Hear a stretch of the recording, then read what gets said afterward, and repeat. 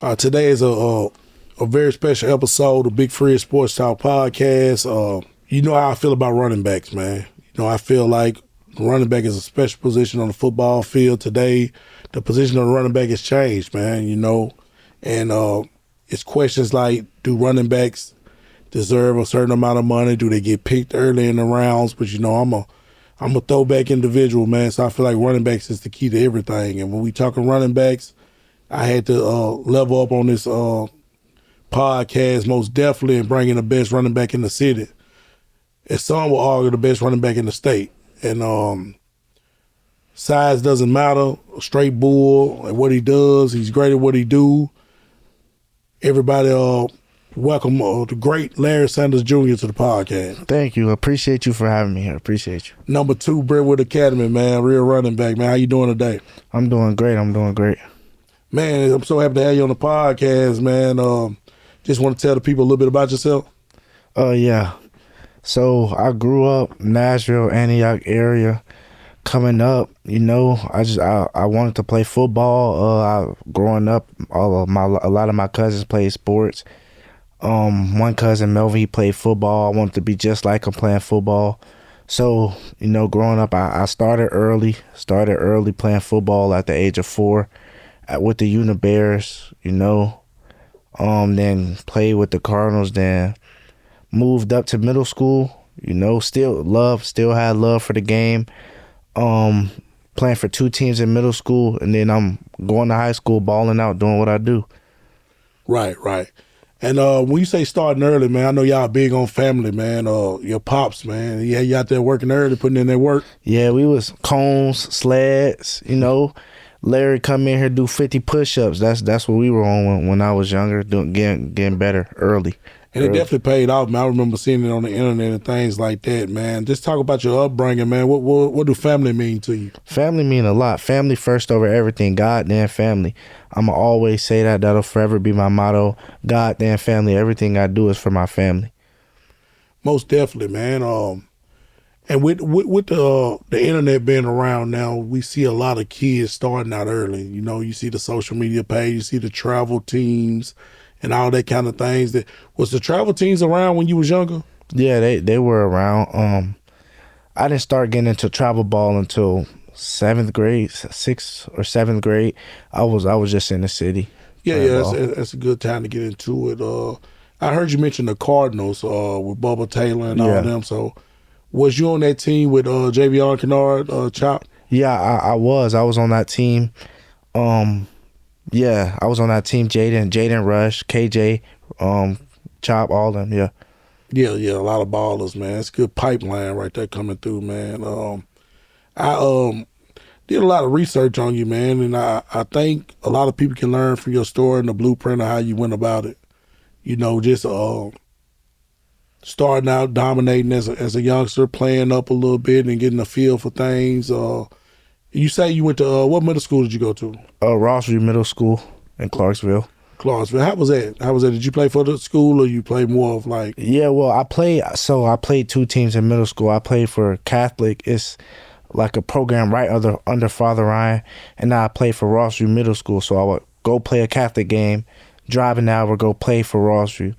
Right. Rossview, their coaching staff, it wasn't really good. They weren't really teaching me anything. They were just giving me the ball, letting me do what I do. But at Father Ryan, you know, we were lifting. They were teaching me how to carry the ball, you know, fixing form and all that. So the fundamentals. Fundamentals of the game. And you know, like we was talking about before the show started, that's what me and you met at, Father Ryan at the camp. So I seen the dedication out early with you and your pops, and the camps was being participated in. You know, like camping is very serious for people.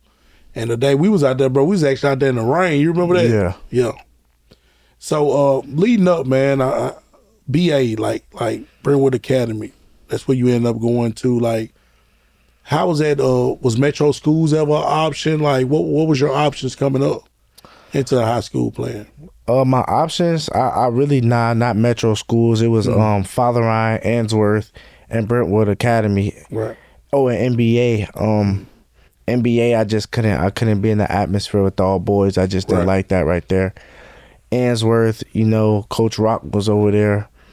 I went to the school. I didn't really like it. Right. I went to BGA also, but nah, that wasn't me. But when I went to BA, I was like, oh yeah, I like this atmosphere. This somewhere I would want to be. And then they told me about their long history of football championships and NFL players like Jalen Ramsey, Dawson Knox, Bubba Miller, all them. And I was like, oh, so they putting out NFL players. This a powerhouse in Tennessee, you know. So I just decided I'm gonna go ahead, spend the rest of my high school career at Brentwood Academy. And I think that's something that people can learn from. Like when you was going to those spots that wasn't for you, you know what I mean? You was given the opportunity to be able to lead those spots and get in a good spot where you fit in. And that's a big thing because, you know, a lot of people think they want to play private ball or want to play public ball, but really I think what fits you? What's your personality? Who do you like to be around? How can you perform? And like talk about some of the sacrifices you do make with being with a place like Brentwood Academy. I mean, the number one sacrifice is my family. You know, we had some finances. That's really the biggest sacrifice we're making right now. Right.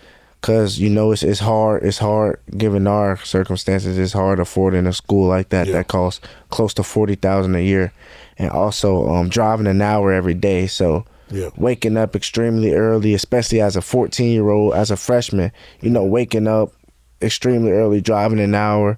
You know, some people at my school don't even know I do that. They just think, oh yeah, he just like everybody else, 15 to 30 minutes away. But I'm putting in real time and dedication to, you know, showing like, yeah, this is where I want to be. Man, a 14-year-old kid, man, just dedicating himself to getting to school on time and not complaining about traffic. You got kids right down the street from the school that don't get there on time. So, you know, just coming into your freshman year, I know I researched enough to know that you was on the varsity. Yeah. So sometimes when these great athletes come through, the coaches feel like we need you to be a varsity player, so you might not be able to play the games with the freshmen and develop the way most kids are because you overdeveloped. Yeah. So what comes with that is sacrificing playing time. Talk about that. Well, my freshman year, I only played one freshman game, and that's because the running back was out of town or something. Mm-hmm. JV, I could only play a half because in TSSAA you allow 6 quarters a week. So I could only play a half in JV every week. And then varsity, you're right, I really wasn't getting that much playing time. I had Braxton in front of me and Tamari Hill. He went to Oakland. Right. Then Braxton and TT got hurt when we played Lipscomb. Right. So I had to step up that game. I actually scored, you know, first touchdown as a freshman. It was so. Yeah, you know? yeah. And that's a lot that people don't look at, man. It's like not being afraid to become a part of a system. So when you got backs in front of you, know, some people want to rush and be the starter right then and now. Of course, we all want to start, but, you know, sometimes that system is really developing. And I seen that, like the same situation you had. I had a friend named Darius Barnes went to Brentwood Academy. Was a beast, and some people went down. He ended up starting as a freshman over there. And that ain't easy. I mean, who was your first game against you started against? Lipscomb. Lipscomb. Yeah, that's my first game. They was tough, too. Yeah, they had Caleb Beasley, Chauncey, Edwin. Edwin didn't play that game. He was hurt. Yeah. KT, Chris Thompson. Yeah, they had a lot of dogs. Chris Thompson, that linebacker. CJ Jim. Yeah. Man, a lot of them playing college ball right now, man. Shout out to them.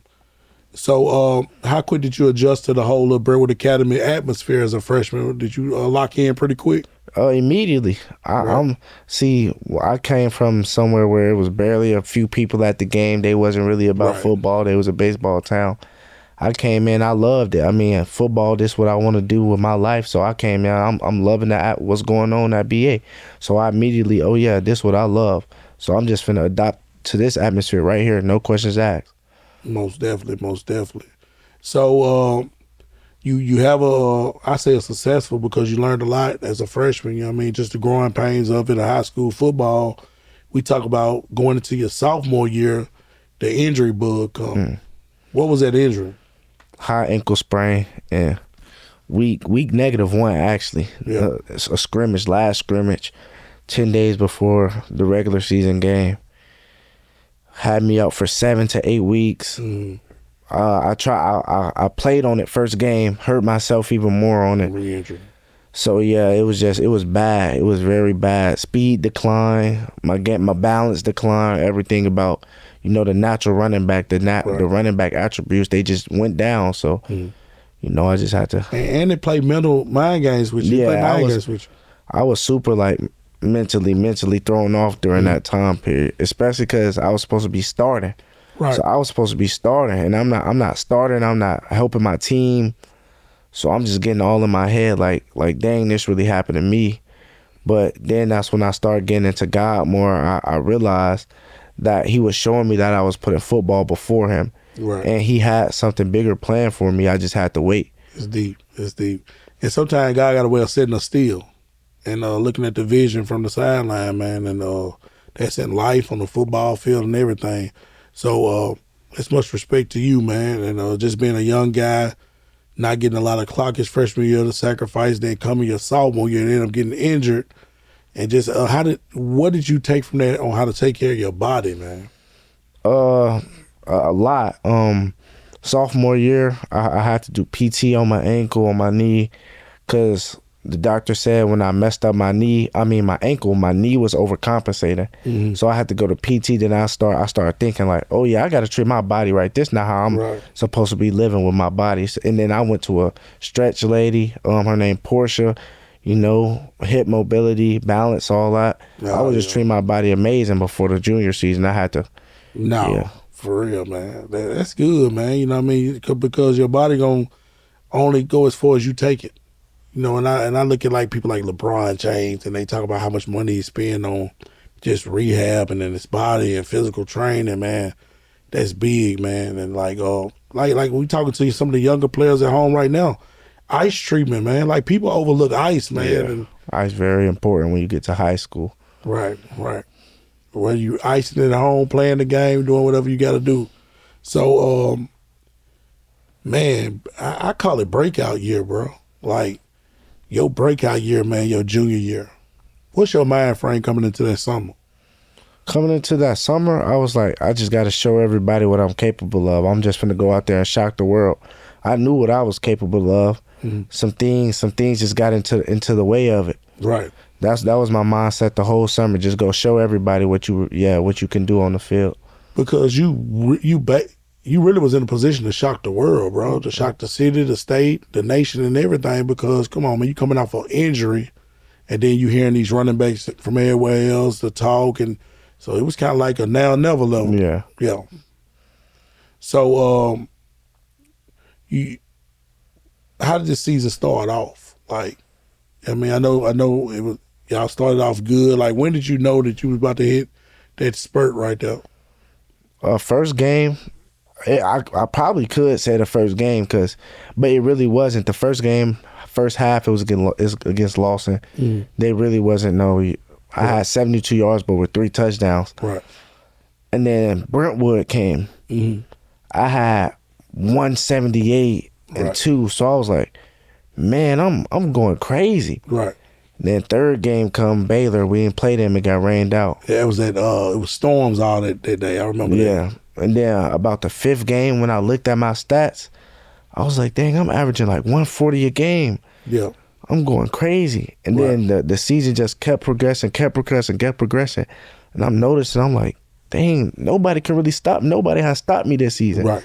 So once I got that in my head, that was my mindset going into every game. Yeah. They not gonna stop me. No one has stopped me this season. Right. I'm coming in, and when we play Baylor, they not gonna stop me. We play Ainsworth. Everybody online talking about not. You're not about to stop me. I know what I'm finna go do. That's the dog right there, man. And the thing is, like when you look at running backs like yourself, man, a lot of people don't pay attention to this with the stats. It'd be a lot of fourth quarters that you don't play. Yeah, fourth quarters. So really, you got to get it when you get it, quick. You know what I mean? Take it to the house, get them stats right. You feel what I'm saying? I understand that. How important was your O-line, man? What's your O-line looking like? All credit to them guys. They was really working, all of them, from left tackle Zay, left guard Jordan, center JD, right tackle Red and Luke, to the right guard Red and Luke, right tackle Ty and Daniel. They were all working, putting in pain for me throughout the whole year. Yeah. Shout out to them, man. Shout out to them, man. And I ain't gonna lie, bro. That's when I knew y'all was serious when the Ainsworth situation. Yeah. Because I think Ainsworth was coming off beating McCauley. McCauley, yep. So McCauley was the defending state champ. So when Ainsworth did that, everybody looking at Ainsworth like they must gonna be them guys this year. So was that a statement game? No, just another Friday. We knew what we were gonna do. We wasn't worried. Right. We weren't listening to no media. We went in there. We went out there and handled business. And I think that really shook up the whole division because it was like everybody was kind of beating everybody, but it was this matchup with y'all and Baylor that didn't happen. Yeah. So y'all could have forced it. I heard y'all could have forced it and played it the next day. Yeah. Or something like that, No, it was like at the end of the season. Because the next day they had to go back for because it was ACT time or something like that. Right. It was going to be at the end of the season right before playoffs. No. Good decision. Yeah. Good decision.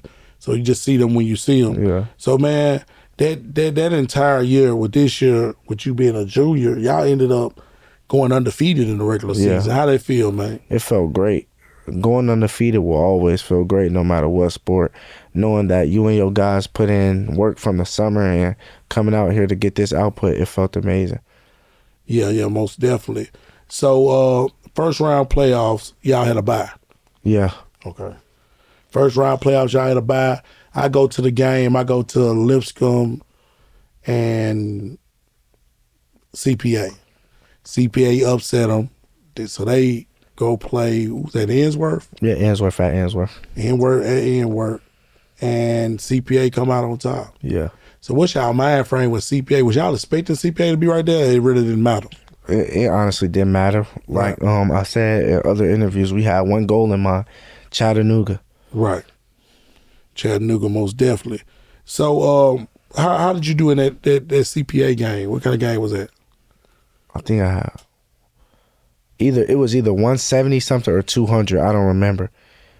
I came in there. It was gonna be they was talking about good running back matchup, Rawls versus me. I went in there. I dominated. Great. Oh yeah, I forgot to give credit to my man Liam, fullback. He leaded me through all type of holes. I'm following him, being patient. We just really out there having our way. That's what we do. That's what we game plan to do. Right. That's all. So man, I'm gonna read you some stats, man. And this is through 12 games. Rushing yards, 1,833 yards. In 12 games where you don't really play the majority of these games, because when you look at the stat sheet, y'all was blowouts. Yeah. Blowing people out. Averaging 152 yards per game on the ground. 7.8 yards per carry.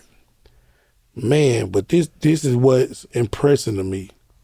In the red zone, you had 18 touchdowns. How does it feel being a smaller back, considered a smaller back, being able to stick your nose in there and go in that middle? Because that's what you was doing in the state championship as well. Like what's your mind frame on that, man? How you prepare yourself for something like that? I just always had, as a little kid, my dad always told me, don't be afraid, don't shot from no contact. So all I know was, if I can't juke it, if I can't get around you, I got to go through you. Most definitely. I have to. 26 total touchdowns, man. It's some people, bro, in their high school career that don't even have 26 touchdowns total. With you coming back off an injury with 26 touchdowns, man, that's major, bro. Yeah. That's major, man. It's making something of it, man. Receiving, 2 touchdowns receiving, all-purpose yards, 1989. So you almost broke 2,000 yards rushing and almost broke. You was 11 yards away from breaking 2,000 with all purpose, man. Man, that's much respect. That's work, bro. That's workhorse work. So let me ask you something. Do you feel like it's a level that you can go up from there? Yeah, I honestly do. I honestly feel like, I can get faster, stronger, better. You always can get better. Right. And I feel like I could do. I was watching the film. I'm missing gaps sometimes. I'm missing holes. That'd be 40, 50 yard touchdown. Right. If I get that right, keep studying film, I feel like I'm a 2,500 all-purpose guy. 2,300 rushing yards. I believe that. And then the thing is, man, you become a film junkie. Yeah. And when you become a film junkie, you know the defenses just as well as you know your offensive plays. You know what I mean? So you know the lineups you go against. So, you know what I mean? It ain't no secret, man. The matchup, Baylor and Brentwood Academy. We leading into this week. Y'all got a week off to get ready. And the whole entire state is talking about a running back. But it's the David Gabriel Georges. He's the number one ranked player in Tennessee, and he's top 10 back in the nation. Top 2 back in the nation. 5-star. Built like a machine, bro. That's what everybody talking about. What's your mind frame going into that week? I knew my defense was going to come play. They were averaging, 14.5 points a game. I knew they was going to come play. Right. And I just knew, if my defense going to come play, offense got to come play. I got to step up. If I have a great game, all the guys around me going to have a great game. And then 2 days before the game, I was walking up the stairs. My defensive lineman stopped me. We going to film. He stopped me. He looked me in my eyes. He said, I hope you know you're going to have more yards than him Thursday night. I said, I have no doubt in my mind I won't. I dapped him up. I said, I know y'all finna do y'all job. We was confident going into the game. We knew what we knew what I was gonna go do. Right. We knew what the defense was gonna do. We just didn't capitalize. And the thing is, man, dominated. You see what I'm saying? And I ain't gonna lie, bro. I had an over and under on my page, on my Big Fred Sports Talk page on Facebook group, like close to 5,000 members. So I did an over and under how many yards that Georgia was gonna have. And I said, will he get over 225 yards? Majority of people said, yeah. But it was people that within the private sector were like, no, he won't get over 225 yards. You know, they've been saying the McColley stats, all the pub he had. And we were like, man, if you stop him, maybe they can win this game. But as the game went on, man, you stole the show. Now, don't get me wrong, he's a beast. I ain't taking nothing from him, man. You know what I mean? He deserves everything he get. But, like, if I'm watching that game and I don't know who neither one of y'all is, I'm leaving the game talking about number 2. You feel what I'm saying? And how'd it go, man, when you was getting in rhythm? Like, was you seeing the defense wearing out? It was a wet, sloppy game. So did you see the defense wear down? Was it something that just... Yeah, that defense got tired. Like every other defense, they just got... When you run through somebody's face over and over again, they ain't going to want to attack you no more. Right. So during that game, like every other game, I'm not trying to come out here and get big yards in the first play of the game. I'm trying to get the 3s, the 4s. Right. We can go to third down and it be 3 and 2. Right. We can do that. That's what my mindset was throughout the whole game. That kept happening. Then the 3s and 4s turns into 7s. Right. Then the 7s, they turned it into 15s and 11s. Yeah. And then that turned into the 51-yard touchdown to the crib. Man, it's like the rain had no effect on you, bro. You was toting that rock like on that turf like it wasn't nothing. You feel what I'm saying? And I want them to feed you even more. And would it been a sloppy game like that? You end up with 3 touchdowns. Yeah. Man, scoring a touchdown in the state championship, how long you been thinking about that as a kid? I've been thinking about that for a little minute. I've been thinking about that because when I first came to BA, they promised me that we was going to make it to the state championship. Right. So the first thing on my mind was I want to win the state championship, and I want to show everybody that, oh, yeah, this kid is good. This kid can ball. And you did. Yeah, you did, bro. And 215 yards rushing. You was the leading rusher in the game. And I had seen, like, I really thought at the end of the game, but, you know, things come into play. I have seen, like, people on the losing team win the MVP. So I was honestly looking like, man, is he going to win the MVP? Because 3 touchdowns, 215 yards, that's some work.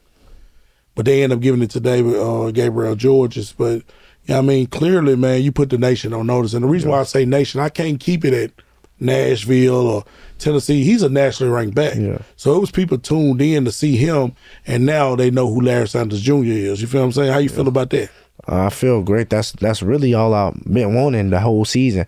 I haven't really been getting no recognition because we haven't been, according to people, we haven't been playing nobody. That ain't true. We play Baylor, same thing happened. Right. Now everybody know, oh yeah, this Larry Sanders II.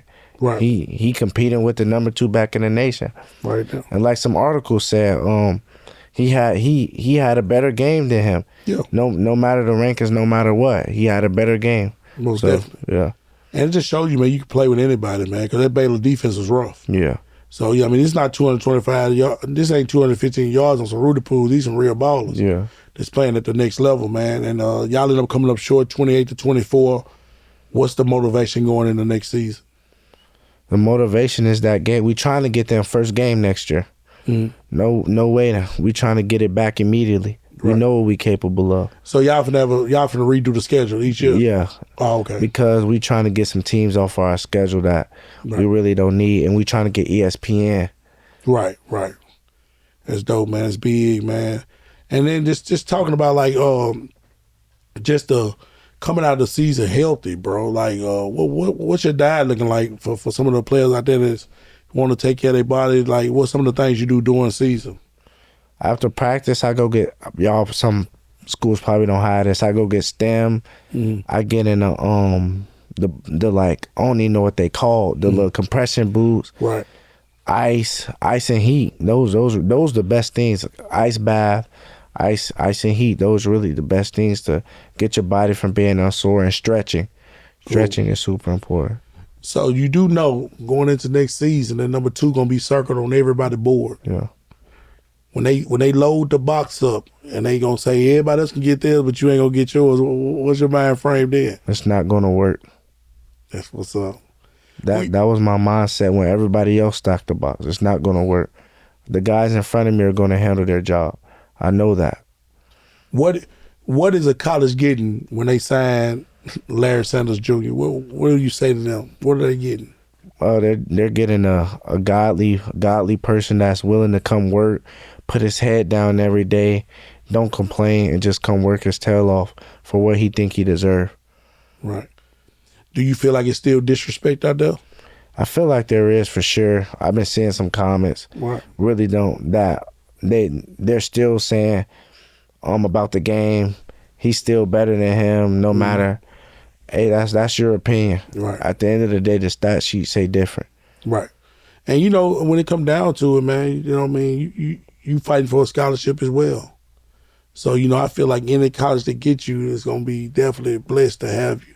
So who your favorite NFL running back? Like ever? Now right now. Oh, Jahmyr Gibbs. Jahmyr Gibbs. What about ever? Who? What about all-time favorite running back? Oh, Marshawn. Who you taking, man? You got Derrick Henry or you got Saquon Barkley? Saquon. Why you taking Saquon? Because I just like his run style. That's I feel like I run more like Saquon Barkley than I do Derrick Henry. That's why I asked you that, man. You run like Saquon, bro. I like that, man.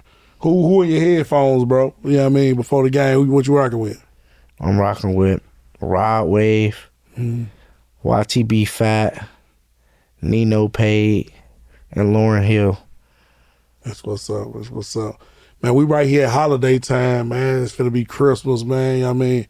What's some of the things you thankful for? What y'all doing during the holidays, you and the fam? We having Christmas at our house. Right. You know, thankful for my family. Gotta be. Yeah. They make everything happen for me. Thankful for God. Thankful for a family. I'm at friends. Right. The people at BA support me every day, come for me. So, yeah. Man, one thing I do want to say, man, just enjoy it, man. Live in the moment, man. You know, so many kids and young athletes right now, bro, they worrying about college. They worrying about the scholarships, man. You got faith in God, it's going to come anyway. So, you know, just enjoy it in the moment, bro. You about to be a senior soon, bro. Yeah. You feel what I'm saying? And you can't get that back, bro. You feel what I'm saying? So I know you one of them kids, one of them young men that's going to thrive anywhere you go, man. How you feel about leaving home, bro, for college? Even though you got one more year, but like, I might still be at home. I might go MTSU, Vandy, somewhere, you know. Yeah. So you do have interest within the state. Yeah, I do. What you think about the Vanderbilt boys right now, man? You liking their swag? Yeah, especially Pavia. Yeah. A lot of people say they don't like him, but I like it, man. Yeah. He dope, man. Let me ask you this, man. Who taking the college playoffs? Who winning? Yeah. O-State. That game versus Indiana was a fluke. Okay. That's what's up, man. Well, like, man, is anything else you want to say to the people? Shout outs, anything? Nah, I'm good. Man, it's a pleasure to have you, man. And one thing for sure, man, the nation is on notice, man. And you was the first interview I had after the season, man. It's much respect. I love the grind, man, and keep grinding. Everything else gonna take care of itself, man. Thank you. Hey, man, it's another episode, man, of Big Free Sports Talk. We here with the great Larry Sanders Jr. What social medias you on, man? Can you tell me your social medias? Instagram 2.didit, 2.didit, and Huddle is _ Larry Sanders 22. Y'all make sure y'all go follow him and, man, beat everybody to the punch, man, because it's about to get hot out here, man. Much love and respect, man. Appreciate you. Let's talk about it. My ear to the street, they talking about me. Let's talk about it.